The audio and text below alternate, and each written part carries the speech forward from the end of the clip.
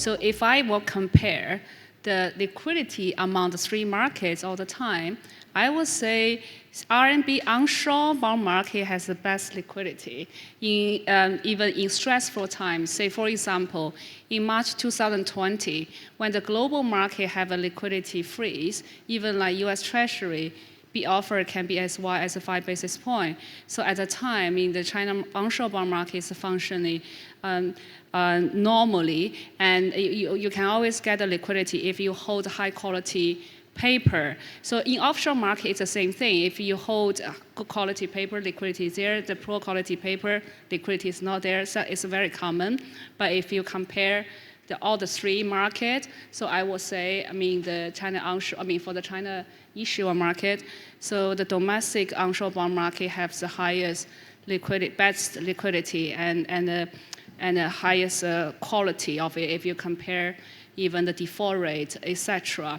While sometimes investors, as a global investor, sometimes some of the things, like when people choose which market is better, often the case, the trap is just look at the yield.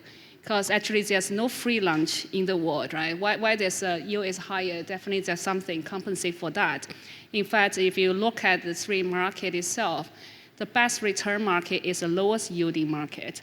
The highest yielding market actually have a lowest long-term return because of the liquidity premium, default rate, etc. If you look at the onshore, so people say today, China's market yield is very low.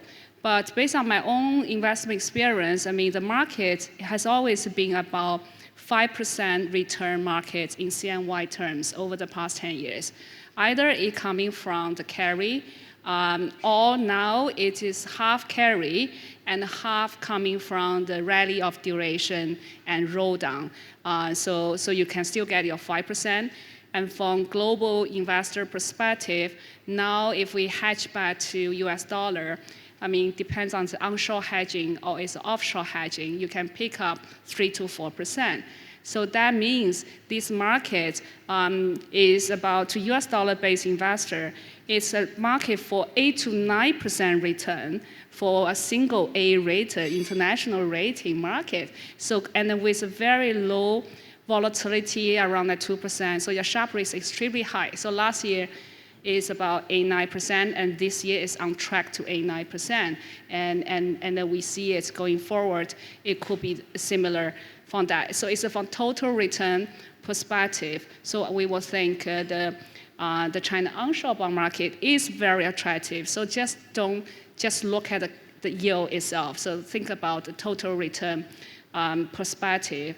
And of course, the rating part is very, very important. So we hope there's a more rating transparency in this space that will attract even more global investors into this attractive market.